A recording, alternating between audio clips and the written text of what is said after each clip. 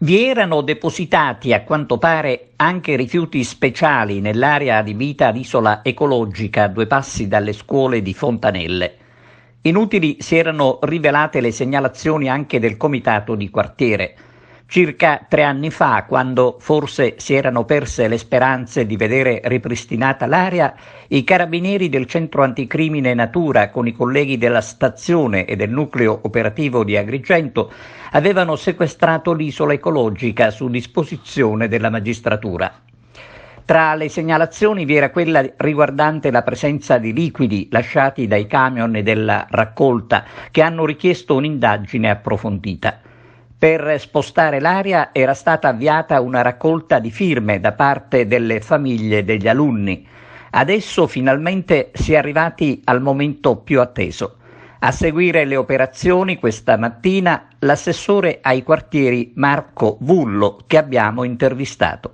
Di sequestro temporaneo di questa area che insiste nel quartiere di Fontanelle accanto all'istituto scolastico. Finalmente si restituisce dignità. Le operazioni di smantellamento di quest'area sono iniziate oggi grazie all'intervento delle ditte che hanno l'incarico della bonifica. Verrà fatto con diversi step perché ci sono varie tipologie di rifiuto da rimuovere e entro il 6 di giugno l'area dovrà essere tutta bonificata. Non verrà consegnata immediatamente perché verranno fatte le verifiche di rito rispetto alle conclusioni che dovrà trarre l'ARPA e poi successivamente restituiremo finalmente al quartiere di Fontanelle questo pezzo di degrado che era stato nel tempo così consumato e che finalmente ritornerà al suo splendore, e da lì iniziare pratiche positive grazie anche a che cosa? Grazie alla presenza sul territorio del comitato di quartiere, della parrocchia, che da anni hanno lamentato questa presenza di questo tipo di disagio, di questa discarica a cielo aperto che qui si era formata,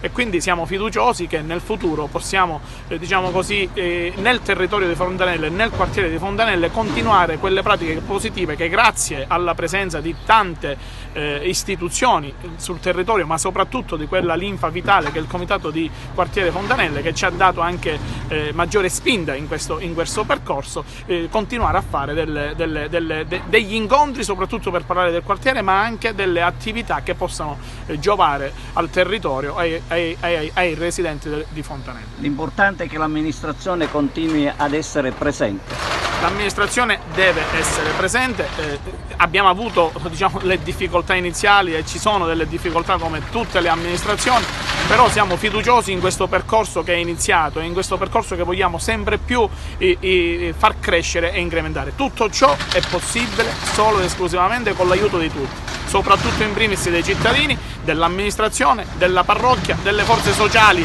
presenti sul territorio, che sicuramente daranno un grande aiuto. Siamo a 2 passi dal Parco del Sorriso, quindi bisogna anche attivarsi per migliorare anche quell'area.